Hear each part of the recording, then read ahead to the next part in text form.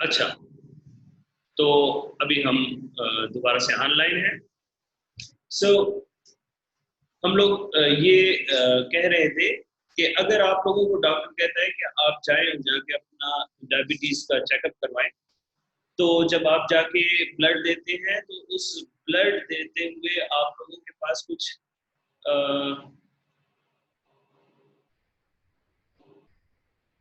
मोहम्मद जिशान कह रहे हैं कि आवाज नहीं आ रही। क्या मेरी आवाज आ रही है सबको? यस सर, क्लियर है अच्छा, सर। Okay okay okay. अच्छा, तो यस सर, ठीक है, ओके ओके, मैं रिकॉर्ड कर रहा हूँ।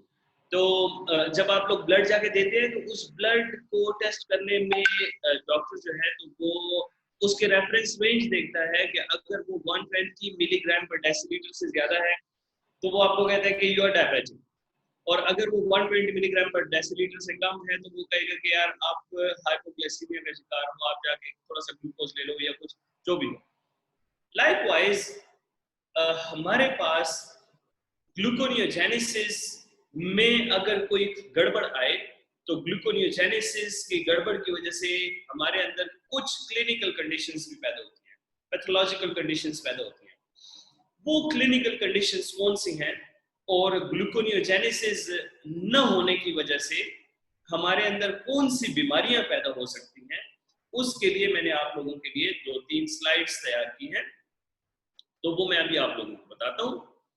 तो क्लिनिकल सिम्टम्स को समझना बहुत ज़्यादा ज़रूरी है। तो मैंने कल आप लोगों से कुछ चीज़ डिस्कस की थी कि ग्लूकोनियोजेनेसिस के अंदर कुछ ऐसे एंजाइम्स होते हैं जो कि सिर्फ लिवर हेपेटोसाइट्स के अंदर ही मौजूद होते हैं, और ये एंजाइम बहुत ज़्यादा क्रूशियल हैं इस सेंस में कि यहाँ पे अगर ये एंजाइम्स ना हो तो होता ये है कि अच्छा ठीक है, तो होता ये है कि अगर ये एंजाइम्स यहाँ पर मौजूद न हो तो एक क्लिनिकल कंडीशन पैदा होती है, एक बीमारी पैदा होती है। तो यहाँ पर ग्लूकोनियोजेनेसिस में सबसे क्रूशियल चीज ये है कि वो एंजाइम्स जो कि ग्लूकोनियोजेनेसिस करने में मदद देते हैं, अगर वो एंजाइम ना बन पाए, यानी बाय बर्थ हमारे अंदर जेनेटिक डिसऑर्डर ऐसा पैदा हो जाए कि वो बच्चा पैदा हो एक ऐसे जेनेटिक डिफॉल्ट के साथ, एक ऐसी डेफिशिएंसी के साथ कि उसके अंदर ये ग्लूकोनियोजेनिक एंजाइम्स ना हो। तो जब एंजाइम्स नहीं होंगे तो क्या होगा? वो जो रिएक्शन कल हम लोगों ने जो देखे थे कि जो दोबारा ग्लूकोज में कन्वर्ट हो रहे थे वो काम नहीं कर रहे हैं, ठीक है? तो जब वो एंजाइम काम नहीं करेंगे, ग्लूकोनियोजेनेसिस नहीं होगी, तो एक क्लिनिकल कंडीशन पैदा होगी। What is that clinical condition? So आप लोगों को ये समझना जरूरी है। तो मैं भी आप लोगों के साथ अपनी स्क्रीन शेयर करने जा रहा हूं। आप लोग देखिए कि वो कौन सी क्लिनिकल कंडीशंस हैं। तो जनाब, आप लोगों को ये नजर आ रहा होगा कि क्लिनिकल सिग्निफिकेंस ऑफ ग्लूकोनियोजेनेसिस में मैंने 2 काइंड्स ऑफ डिजीजेस आपके लेवल के लिए मैंने रखी। एक को वॉन ग्रेक डिजीज बोलते हैं, वॉन ग्रेक डिजीज। अब ये जर्मन वर्ड है तो इसको सही प्रोनाउंस करना मेरे पास की भी बात नहीं है, चाइनीज होता तो मैं सही कर लेता। जो कि ग्लाइकोजन स्टोरेज डिजीज टाइप 1 कहलाती है, GSD1 कहलाती है। वॉन ग्रेक डिजीज में क्या होता है हम अभी देखते हैं। और दूसरा है pyruvate carboxylase deficiency. Pyruvate carboxylase deficiency और वॉन ग्रेक डिजीज, ये दोनों ग्लूकोनियोजेनेसिस की डिसऑर्डर्स हैं। क्या है आइए देखते हैं। इस बच्चे के ऊपर मेरी तस्वीर आ गई। ये बच्चा आप देख रहे हैं, इस बच्चे का एब्डोमेन, इसका जो बेली है ये बाहर की जानिब आई हुई है, ठीक है? इसका फेस देखें, इसका देखें यहाँ पर एक प्रोट्रूजन सी आपको नजर आ रही है। ये देखें इसकी वेसल्स आपको बड़ी, क्या है जी इसका सिम्टम्स में इसके क्या है? Protruding abdomen, हेपेटोमेगेली। हेपेटोमेगेली क्या होता है? हेपेटोमेगेली कहते हैं कि लिवर का फूल जाना, लिवर का अपने साइज से बड़ा हो जाना, हेपेटोमेगैली, मेगैली बोलते हैं बड़ा होना, to increase in size. Splenomegaly, जब स्प्लीनोमेगैली आप कहीं देखें तो इसका मतलब होगा कि स्प्लीन अपने साइज से बड़ी हुई है, ठीक है।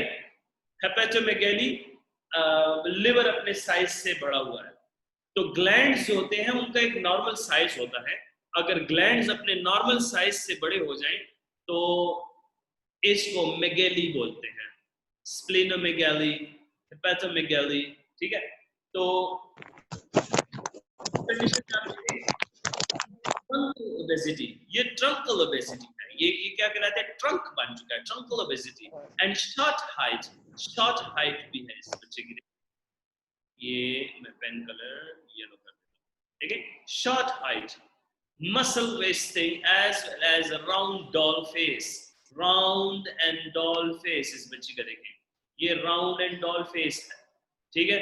ये इसका एब्डोमेन प्रोट्रूडिंग बाहर की जानिब कर रहा है, ठीक है। तो ये कुछ ऐसे क्लिनिकल सिम्टम्स हैं, और इसका अगर यहाँ पर हम लोग वो करें, क्या नाम है, इसका अगर हम लोग अल्ट्रासाउंड करें तो अल्ट्रासाउंड से भी हमें ये मालूम पड़ेगा कि इस बच्ची के अंदर इसका हेपेटोमेगैली भी है, इसका लिवर इंक्रीज इन साइज भी है, लेकिन हमें कंफर्म कैसे होगा कि ये बच्ची पेशेंट है। तो इस बच्ची के कंफर्मेशन के लिए हमें कुछ टेस्ट करने होंगे, ठीक है। वो टेस्ट कौन से हैं और वो टेस्ट क्यों करवाए जाएंगे वो मैं अभी आप लोगों को बताता हूं। असल में ये ग्लूकोज 6 फॉस्फेटेज की डेफिशिएंसी है, किसकी, ग्लूकोज 6 फॉस्फेटेज। अभी आएगा। Pombric disease is condition affecting both glycogenolysis and gluconeogenesis, since the missing enzyme is common in both pathways, resulting in accumulation of glucose 6 phosphate in liver cell, ठीक है। और symptoms इसके कौन कौन से होते हैं, हेपेटोमेगाली एंड किडनी इनलार्जमेंट, इसको रेनोमेगैली भी बोलते हैं, renomegaly, and due to glycogen accumulation. मैं आप लोगों को भी बताऊंगा कि कैसे ग्लाइकोजन एक्युमुलेशन को इन्होंने फोकस किया। जब ग्लूकोनियोजेनेसिस में ग्लूकोज 6 फास्फेट ग्लूकोज में कन्वर्ट नहीं होगा तो ग्लूकोज से ग्लाइकोजन भी नहीं बनेगा, और ग्लाइकोजिनोलाइसिस भी नहीं हो पाएगी। हम लोग ग्लाइकोजिनोलाइसिस में ये चीज देखेंगे, मैं आप लोगों को इधर कुछ रिएक्शन बता देता हूँ ताकि आप लोगों को ये बात क्लियर हो कि मैं क्या कह रहा हूँ। ये ग्लूकोज से ग्लूकोज 6 फास्फेट बनता है ना, तो हमारे पास होता यूं है कि ग्लूकोज 6 फास्फेट से ग्लूकोज बनाने के लिए क्या होगा, वो एंजाइम जो कि कहलाता है ग्लूकोज 6 फास्फेटेज, वो नहीं होगा। जब ये ग्लूकोज 6 फास्फेट नहीं होगा तो क्या होगा, ग्लूकोज में कन्वर्जन नहीं हो पाएगी। जब ग्लूकोज में कन्वर्जन नहीं हो पाएगी तो इससे आगे एक दूसरी कंडीशन जिसको ग्लाइकोजिनोलाइसिस बोलते हैं, उसमें भी हमारे पास ग्लूकोज 6 फास्फेटेज होता है, वो अगर नहीं बनेगा तो यहाँ पर ग्लूकोनियोजेनेसिस नहीं हो पाएगा। जब ग्लूकोनियोजेनेसिस नहीं होगा तो हमारे पास जो मेडिकल कंडीशन पैदा होगी, ये देखिए ग्लूकोज 6 फास्फेटेज, ये जो यहाँ पर आया हुआ है, अगर ये हमारे पास नहीं बन पाएगा तो हमारे पास जो डिजीज है उस डिजीज का नाम है जनाब पोंगविक डिजीज। तो severe fasting hypoglycemia, since liver cell cannot release glucose in the blood postprandially, यानी सिवियर किस्म की फास्टिंग होगी जिसकी वजह से बंदा हाइपोग्लाइसीमिया के अंदर चला जाएगा। बच्चे में ग्लूकोज नहीं बनता, इस कंडीशन में इसे ओरली ग्लूकोज लेना पड़ता है, यानी वो डिजीज के वो कंडीशन जिसमें कि बच्चा अपना ग्लूकोज खुद ना बना सके किसी दूसरे सोर्स से, इसको हम लोग कहते हैं ग्लूकोनियोजेनेसिस की एक डिजीज, दैट इज कॉल्ड पोंगविक डिजीज। लैक्टिक एसिडोसिस आप देखिए, इसके अंदर लैक्टिक एसिडोसिस को इन्होंने किया है, this accumulates glucose phosphate gluconeogenesis and consequently lactate uptake. Hypertriglyceridemia, since increased level of glucose 6 phosphate favor glycolysis and acetyl-CoA production, leading to the increased melanyl-CoA synthesis and subsequent inhibition of the carnitine acetyltransferase 1. Other symptoms included protruding abdomen, जो कि आप लोगों ने देखा जिसके अंदर हेपेटोमेगेली है. दूसरा जो हम लोगों ने देखा वो यहाँ पर था रीनल मेगेली, जिसको कि हम लोग और ओबेसिटी है, शॉर्ट हाइट है, जो कि इस बच्चे का आप देखेंगे अपने ऊपर से मसल वेस्टिंग है, आप इसके मसल्स देखें, ये भी जो है तो वो बहुत ज्यादा नहीं कर पा रहा. कोई बच्चा कम्युनिकेट करने की कोशिश कर रहा है, ये कौन है? नासिर इकबाल.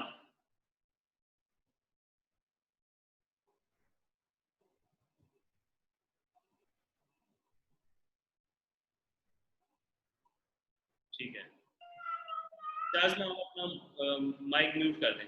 चलें, ठीक है, थैंक यू. दूसरी कंडीशन जो हमारे पास है उसको हम लोग बोलते हैं pyruvate carboxylase deficiency. Pyruvate carboxylase आप लोगों ने कल देखा था कि पायरुवेट कार्बोक्सिलेज कहाँ पे है. अगर नहीं याद तो मैं आप लोगों को इधर बता देता हूँ. ये है पायरुवेट कार्बोक्सिलेज, वो एंजाइम जो कि पायरुवेट से पायरुवेट फॉस्फोइनोल पायरुवेट बनाता है. अगर इस एंजाइम की डेफिशिएंसी होगी तो भी हमारे पास ग्लूकोनियोजेनेसिस नहीं हो पाएगा. तो ये कौन सी है? Pyruvate carboxylase deficiency is a condition where cell late pyruvate carboxylase are have an altered enzyme and manifest with lactic acidosis, hyperammonemia and hypoglycemia. Hyperammonemia is due to the pyruvate not being converted into the oxalic acid. ये pyruvate oxalic acid में नहीं convert हो पाएगा, जिसकी वजह से oxalic acid get transaminated into aspartate. Reduction into aspartate level result in the reduced introduction of ammonia into the urea cell. ये भी मैं आपको बताता हूँ. These presentation of disease usually progress to the mental retardation, microcephaly. ये देखें, ये मैं आप लोगों को यहाँ पर बताना चाह रहा था कि microcephaly इस बच्चे में आप लोग यहाँ पर देखिए, इसका सर जो है वो नॉर्मल सर से जो है तो वो बहुत छोटा है. ठीक है, इस किस्म के बच्चे आप लोगों ने देखे होंगे अपने गांव में भी, अपने शहर में भी. ये माइक्रोसेफेलस होते हैं. इन लोगों को अक्सर हमारे पाकिस्तान में ज़ियारतों में डाल दिया जाता है कि ये स्पेशल बच्चे हैं और ये इनको जाके छोड़ दिया जाता है. असल में ये माइक्रोसेफेली है और माइक्रोसेफेली के बहुत ज्यादा काजेस हैं, जिसमें से कि एक काज पायरुवेट कार्बोक्सिलेज डेफिशिएंसी भी है. और इसको आप लोग बच्चे को इस तरह से देख सकते हैं. इनके अंदर जो दूसरी बड़ी चीज है दैट इज कॉल्ड ब्लाइंडनेस, और ये बच्चे अंधे भी होते हैं. इनके अंदर ब्लाइंडनेस भी काज हो जाती है. That is just because when you don't have glucose sufficient amount in your body to recover and to provide it to the lens of the cornea, lens and the cornea of the eye, so it become blindness as a result. तो दो किस्म की बीमारियां मैंने आप लोगों को gluconeogenesis से रिलेटेड बताई हैं. एक पायरुवेट कार्बोक्सिलेज डेफिशिएंसी और दूसरी है वॉन वेग डिजीज यानी ग्लाइकोजन स्टोरेज डिजीज टाइप 1. ठीक हो गई बात. तो इसके बाद मैं आप लोगों को एक चीज बताता हूं.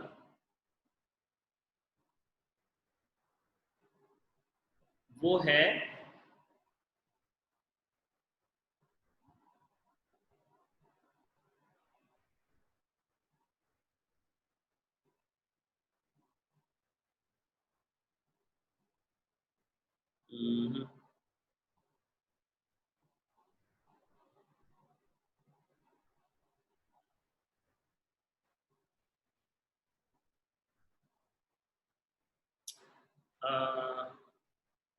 आज बच्चों का रश ज्यादा है.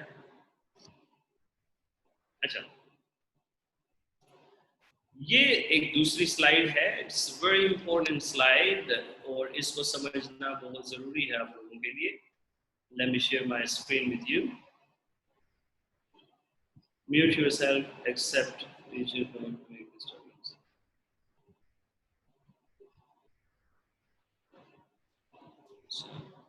ये लीजिए, मैं शेयर स्क्रीन कर रहा हूँ और दिस गो शेयर। ये आप लोगों के पास एक स्क्रीन सामने आ गई है, मैं इसको बड़ा कर देता हूँ। So here you can see कि ये एक बहुत इंपॉर्टेंट डायग्राम है। इसमें आप यहां पर देखें कि ब्लड ग्लूकोज लेवल डाउन है, इंसुलिन लेवल डाउन है, ग्लूकागॉन लेवल हाई है। Glucose down, insulin down, glucagon high, क्या मतलब है इसका? आप लोगों को कुछ सेंस बन रहा है? यानी बॉडी का ग्लूकोज लेवल डाउन है, इंसुलिन भी कम है, ग्लूकागॉन हाई है। ग्लूकागॉन हाई होने का मतलब है कि यहां पर बॉडी को ग्लूकोज चाहिए। तो जब ऐसी कंडीशन हो जो कि फास्टिंग कंडीशन चल रही है, इसको हम लोग बेसल स्टेट बोलते हैं। This state occur after an overnight 12-hour fast.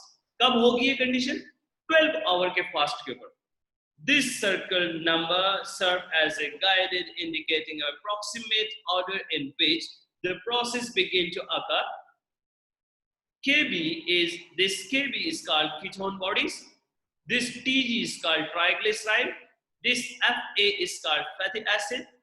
किधर गया FA? FA is called fatty acid. AA is called amino acid. RBC is called red blood cells. ATP is called adenosine triphosphate, and this is called acetyl-CoA. TCA is called Krebs cycle. समझ आइए?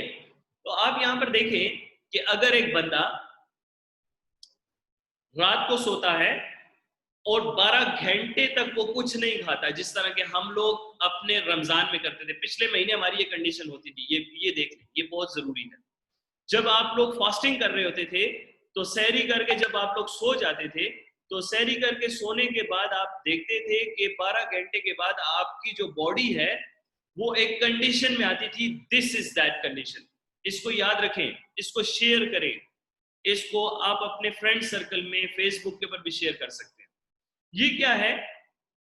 Number one किधर है? ये 1 है। जब insulin कम हो जाए तो ग्लाइकोजन ग्लूकोज बनाता है, कल हम लोगों ने बताया था। अब अगर ग्लूकोज हमारे पास किस काम के लिए ग्लूकोज जाएगा? ब्रेन में एसिटाइल-CoA, क्रेब्स साइकिल, CO2 और ATP बनेगा। यही ग्लूकोज आरबीसी में जाएगा नंबर 4। देखें मैं तरतीब से चल रहा हूं। इधर ये जाके क्या बनाएगा? लैक्टेट। 5 नंबर कहां है? ट्राइग्लिसराइड फैटी एसिड बनाएगा, और ये फैटी एसिड जाके लिवर में एटीपी और एसिटाइल-CoA बनाएगा। 6 में क्या कहते हैं? ट्राइग्लिसराइड फैटी एसिड बनाएगा और ये मसल में जाके एसिटाइल-CoA और फिर जाके क्रेब्स साइकिल से एनर्जी देगा। 7 क्या है कि फैटी एसिड कीटोन बॉडीज बनाता है, और ये कीटोन बॉडीज लिवर से मसल में जाती हैं और वहां पर जाके क्रेब्स साइकिल के जरिए एनर्जी बनाती है। 9 नंबर क्या है कि प्रोटीन एमाइनो एसिड बनाता है, और एमाइनो एसिड लिवर में जाके ग्लूकोज बनाता है। कल ग्लूकोनियोजेनेसिस में हम लोगों ने देखा था ना कि प्रोटीन एमाइनो एसिड बनाएगा और एमाइनो एसिड जाके ग्लूकोज बनाएगा। This is what? This is your what? This is your gluconeogenesis. This is what? Adipose से, ट्राइग्लिसराइड से, फैटी एसिड से जो बनेगा लिवर की तरफ जा रहा है, ग्लूकोनियोजेनेसिस। 10 नंबर में क्या हो रहा है? 10 नंबर में यहां से यूरिया, ये प्रोटीन है ना, तो यूरिया जाके यूरिया किडनी में और ये यूरिन के जरिए बाहर निकल गया। ये देखें कि 11 नंबर क्या कर रहा है? 11 नंबर कर रहा है कि आरबीसी का जो लैक्टेट था वो जाके ग्लूकोज बन रहा है। ये भी हम लोगों ने कल देखा। सो यहां पर अगर आप गौर करें तो गौर करेंगे तो आप लोगों को समझ आएगा। मैं यहां पर एक ड्रॉ कर लेता हूं आप लोगों के खातिर।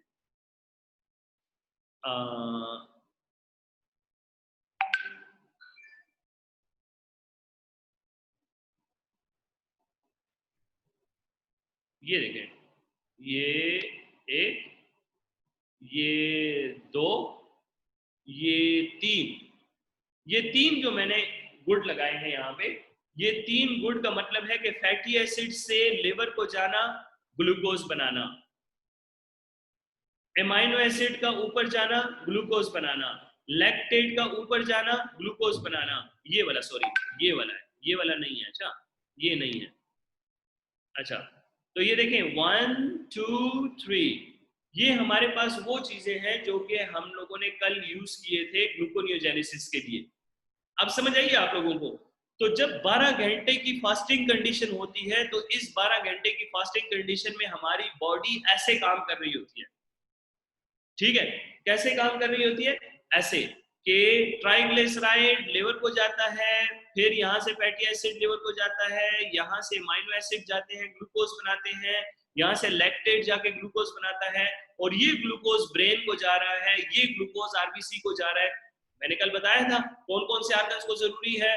ब्रेन को चाहिए, आरबीसी को चाहिए, आंखों को चाहिए, स्केलेटल मसल इन एक्सरसाइज कंडीशन में चाहिए। तो ये वो सारी कंडीशंस हैं कि जिसमें कि हमें ग्लूकोज चाहिए था।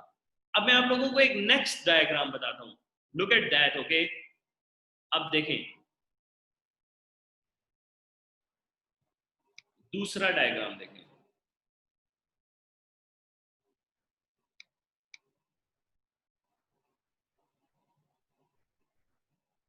ये देखें, ये हमारे पास दूसरा डायग्राम है, वेरी क्लियर। लेकिन यहां पर देखें, glucose level low, insulin level low, glucagon high. नीचे फिगर में क्या लिखा हुआ है? Start state, broken blue lines indicate process that have decreased and red solid line indicate a process that has increased the relative to the fasting state. अब fasting prolong हो गई है, ज्यादा हो गई है, 24 घंटे गुजर चुके हैं, अब बॉडी का मैकेनिज्म थोड़ा सा और भी ज्यादा क्रूशियल हो गया है। तो यहां पर देखें क्या होगा। अब ये पॉइंट बहुत जरूरी है। अब आप लोग यहां पर देखेंगे पिछले डायग्राम और इस डायग्राम में एक फर्क है। यहां पर देखें ये क्या हो रहा है, ये क्या कर रहा है कि ये कहता है कि ये, इधर देखो, ये मेरे पास यहां पर एक चीज नजर आ रही है,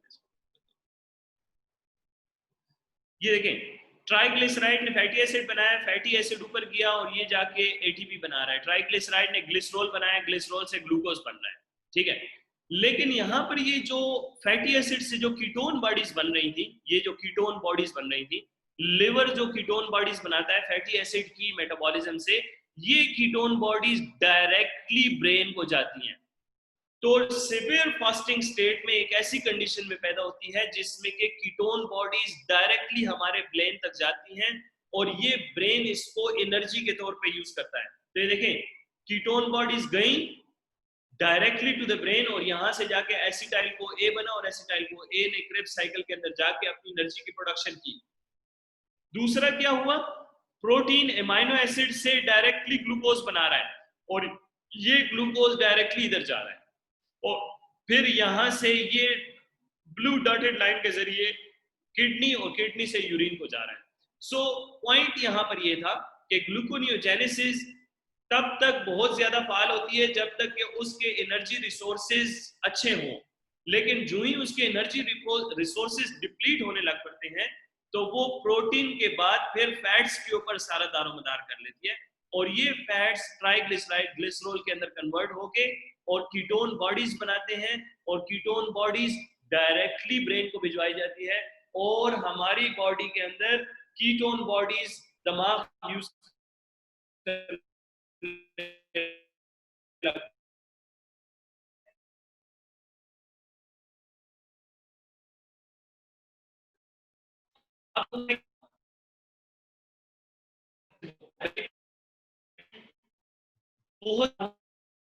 बहुत लेवल भी 300 से ज्यादा हो, क्या मुंह खोले और आपको हवा दे, तो क्या होगा, आप उसके मुंह से स्मेल करेंगे fruity flavour, that fruity flavour has to be ketone flavour, ketone की आपको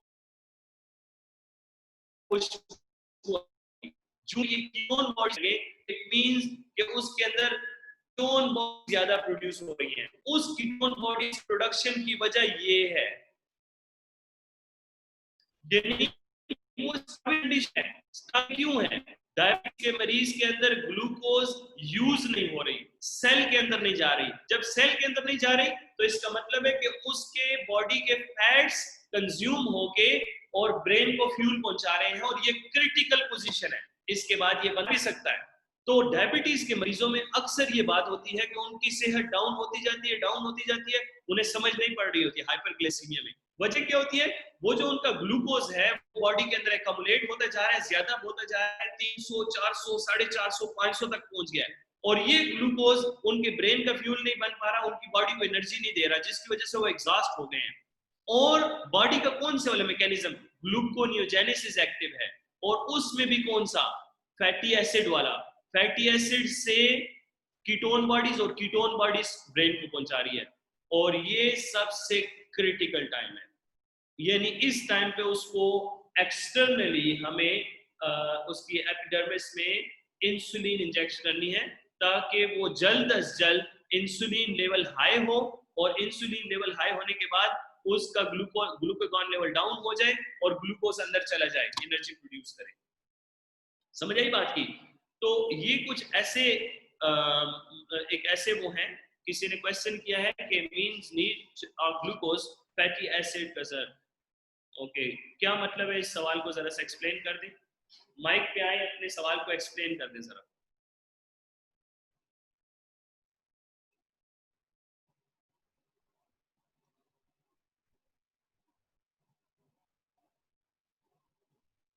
यानी हमारे बॉडी के जो फैट्स हैं, फैट रिजर्व्स जो होते हैं, वो फैट रिजर्व्स यूज होना शुरू हो जाते हैं, जिसकी वजह से बॉडी अपने फैट्स को खाना शुरू कर देता है।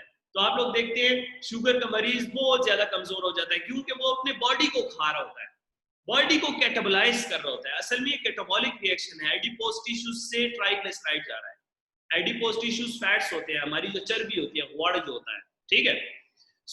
आज के लेक्चर में मैंने आप लोगों को ग्लूकोनियोजेनेसिस की कुछ क्लिनिकल कंडीशंस बताई हैं कि क्लिनिकली हमारे लिए ग्लूकोनियोजेनेसिस का हमारी बॉडी में कितना बड़ा रोल है।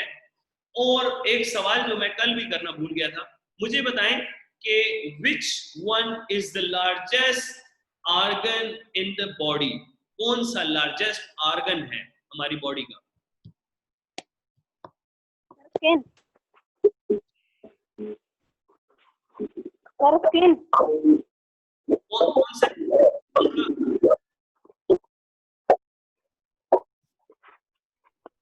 बॉडी का लार्जेस्ट ऑर्गन कौन सा है? टाइप करके स्किन है ना, स्किन। स्किन है, skin.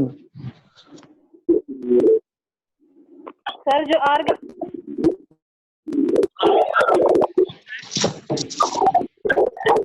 Skin is the largest organ of the body. Skin is the largest organ. Yes, sir. Skin, skin. Then I'm talking about the largest gland in the body. Largest gland. Liver. Very nice. बहुत शुक्रिया। Liver is the largest gland. Skin is the largest organ. So जो हमारा king ये liver है। तो हम लोग जो ग्लूकोनियोजेनेसिस को 2 दिन से पढ़ रहे हैं, और हम लोगों ने जो ग्लाइकोलाइसिस और क्रेब साइकिल पढ़ी, इन सब की कंट्रोल बॉडी लिवर है। तो लिवर इज द लार्जेस्ट, और I can say it's the king organ of the body. तो ग्लूकोनियोजेनेसिस का जितना भी काम हो रहा है, ये हमारे पास बॉडी में लिवर में ही हो रहा है, और लिवर के हेपेटोसाइट्स के अंदर हो रहा है। तो आप लोग बिल्कुल सही समझ आ गई है। तो मैं ये उम्मीद करता हूं कि हम लोगों ने 2 दिन में ग्लूकोनियोजेनेसिस को जिस तरीके से पढ़ा, अब आप लोग बुक्स खोल के ग्लूकोनियोजेनेसिस को खुद पढ़ें। मैं इंशाल्लाह आप लोगों से इसकी असाइनमेंट लूंगा। नेक्स्ट वीक मंडे तक आप लोगों ने मुझे ग्लूकोनियोजेनेसिस की असाइनमेंट सबमिट करनी है। ग्लूकोनियोजेनेसिस जो हम लोगों ने अभी पढ़ा, इसकी आप लोगों ने मुझे सब ने असाइनमेंट मंडे तक प्रोवाइड करनी है। मंडे को हम लोग असाइनमेंट्स चेक करेंगे। सर जी जी, आपकी आवाज। सर ये जो प्रोसेस है ग्लाइकोनेजेनेसिस का, ये जब लीवर में मीन होता है मेनली सर, सर ये प्रोसेस लीवर में होता है ना? जी, लिवर में होता है। मल्टीप्लिकेशन की वजह से होता है। किसकी वजह से? सर ये लीवर जो है ये तो ब्लड की मल्टीप्लिकेशन करता है। हाँ, ये इस वजह से इसमें होते हैं कि इसमें ब्लड ग्लूकोज लेवल होता है ब्लड में। आप अगर मुझे लिख कर बता दें अपना क्वेश्चन तो मैं अच्छे तरीके से समझ सकता हूँ। मुझे आपकी आवाज सही नहीं आ रही। एक लड़के ने भी हाथ उठाया और फिर अपना हाथ नीचे कर दिया। किसी और ने कोई सवाल करना है तो वो भी करे। फरीहा की आवाज हमें हस्बे मामूल सही नहीं आती, इस वजह से मैं माफी चाहता हूँ। असाइनमेंट के बाद हाँ, असाइनमेंट ग्लूकोनियोजेनेसिस की आप लोगों को मैंने दे दी है। आप लोग ग्लूकोनियोजेनेसिस डिफरेंट किताबों से देखकर पीर तक मुझे ग्लूकोनियोजेनेसिस पर अपना नजरिया पेश करें कि आप लोगों ने ग्लूकोनियोजेनेसिस को कैसे समझा। मैं आप लोगों को आज ग्रुप में, व्हाट्सएप के ग्रुप में ग्लूकोनियोजेनेसिस की पीपीटी सेंड कर दूंगा, मटेरियल सेंड कर दूंगा, जहां जहां से मैंने पढ़ाया वो किताबें सेंड कर दूंगा। तो आप उनकी मदद से हर एक चीज अपने तरीके से ग्लूकोनियोजेनेसिस को बयान करें, ठीक है? सर ये सिर्फ किताब का मसला है, थोड़ा जो किताब बताया जो ग्लूकोजेनेसिस में उससे अच्छा। आप क्या कह रहे हैं, दोबारा बोलें। जी, क्या क्या कह रहे हैं आप? मैंने कहा कि सर जी ग्लूकोजेनेसिस का जो बेस्ट किताब है वो बताए जो हम उससे सीखे। ठीक है, ठीक है। मैं आप लोगों को, आप इस तरह से कीजिए कि जो मैं अभी आप लोगों को पीपीटी भिजवा रहा हूँ ना, पीपीटी जो मैंने आप लोगों को 2 दिन पढ़ाई है, आप लोग ये पीपीटी जरूर देखें। मैंने ये बहुत सारी किताबों और बहुत सारी वीडियोस और बहुत सारे इंटरनेट के सोर्सेज को उठा के इस्तेमाल किया है। जो ग्लूकोनियोजेनेसिस को समझने की बेहतरीन किताब है, उस किताब का नाम है हार्पर, जो मैं ऑलरेडी आप लोगों को ग्रुप में शेयर कर चुका हूँ। यस सर, यस सर मौजूद है, यस सर, बिल्कुल बिल्कुल। Okay It is the best book. It is the best book. You can follow gluconeogenesis in this book. फिर मैं उसके अलावा आप लोगों को अगर क्लिनिकली चीज को समझना है, क्लिनिकली जो मैंने आज का लेक्चर दिया है, उसके लिए मार्क्स मेडिकल बायोकेमिस्ट्री है, मार्क्स की, वो भी मैंने सेंड की हुई है। अगर नहीं है तो मैं आज कर देता हूं। और बस ये 2 किताबें आप देखें, आपके लिए बहुत है। सर ठीक है, मौजूद है आपके पास, ठीक है, मेहरबानी। कौन सी कौन सी बेटा, मुझे आवाज नहीं आई।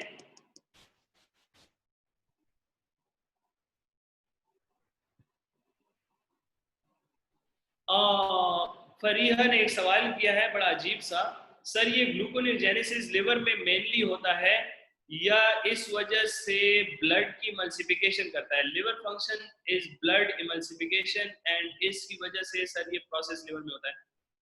बच्चे मैं आपकी बात को नहीं समझ रहा, शायद आप इंग्लिश का कोई वर्ड गलत यूज कर रही है इमल्सिफिकेशन का। ब्लड की इमल्सिफिकेशन से क्या मुराद है आपकी? तो मुझे पहले ब्लड की इमल्सिफिकेशन आप बता दें, बिकॉज मैंने कभी भी लिवर को एज अ ब्लड इमल्सिफिकेशन आकर नहीं समझा। ये फूड की तो इमल्सिफिकेशन करता है थ्रू गॉल ब्लैडर, मगर ब्लड की कैसे इमल्सिफिकेशन करता है, हो सकता है आप मुझे समझा दें किसी तरीके से। तो अगर आप ऑनलाइन आके सबको समझाना चाहती हैं तो समझा दें।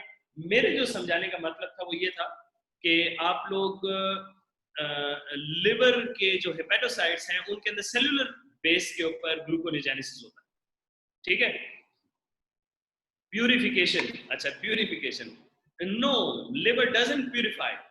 लिवर का जो मेजर फंक्शन है वो ब्लड को न्यूट्रिएंट्स की सप्लाई करना है और डिटॉक्सिफिकेशन करना है और एंजाइम्स प्रोडक्शन करना है।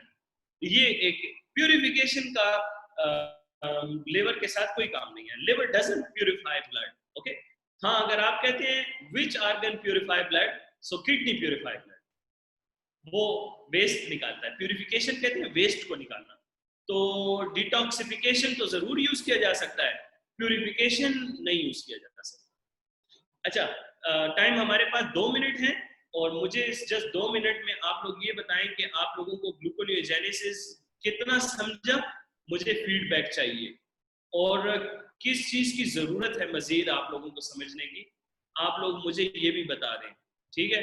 और किसी बच्चे को ना समझ आती हो या आप वो मेरी बातों को ना समझ सकता हो, वो भी मेरे साथ शेयर कर लें। मैं कोशिश करूंगा कि मैं अपने लेक्चर को उसके मुताबिक तैयार करूं, ठीक है। सो जिस किसी को कोई बात न समझ आती हो वो मेरे साथ, यानी मेरी इंप्रूवमेंट की खातिर भी आप लोग मेरे साथ शेयर कर सकते हैं, ठीक है। तो आप लोग मेरे साथ पर्सनल मैसेज के ऊपर बात कर सकते हैं, व्हाट्सएप के ग्रुप के ऊपर बात कर सकते हैं, इधर मुझे मैसेज कर सकते हैं, जो भी आपका सोर्स है। मगर जो हमारा मकसद है कि आप लोगों को हम लोग पढ़ाएं, एटलीस्ट हमारा मकसद जरूर पूरा होना चाहिए। यानी ये जो 1 घंटा आप मेरे साथ रहते हैं, मैं ये चाहता हूँ कि आप इस 1 घंटे में बहुत कुछ सीख के जाएं, ना कि आप किसी कंफ्यूजन में जाएं, ठीक है। अगर किसी का सवाल है तो वो कर सकता है, उसके बाद मैं कॉल को ड्रॉप